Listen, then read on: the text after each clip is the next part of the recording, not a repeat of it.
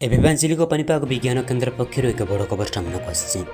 तो बर्तमान जहाँ सूचना मिली 3टी घूर्णिबल सक्रिय 17 जाए प्रबल बर्षिब आहरी 3 दिन प्रबल बर्षिब। ओडिशा रे चतुर्थ पार्श्व 3टी घूर्णिबल सक्रिय रही।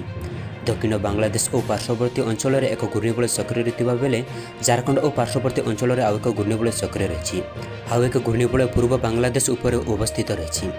तेरे क्यों जिला को सतर्क सूचना जारी कर संपूर्ण अपडेट जाना किंतु ता पूर्व वीडियो को लाइक कर चैनल को सब्सक्राइब कर दिंतु जहाद्वारा जब भी जेकोसी लेटेस्ट ब्रेकिंग न्यूज आपण चैनल माध्यम सर्वप्रथम देखिपारे।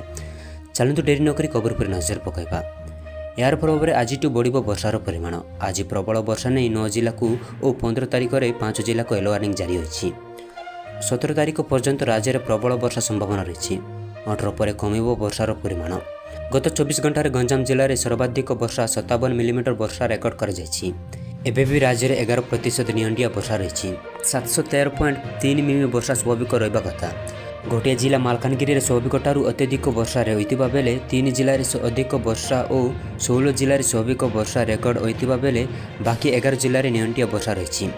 बासियादेला पानीपाग विभाग लेटेस्ट अपडेट आगो को पानीपाग विभाग सटीक सूचना जानापी आम चैनल सहित जड़ी रुहतु।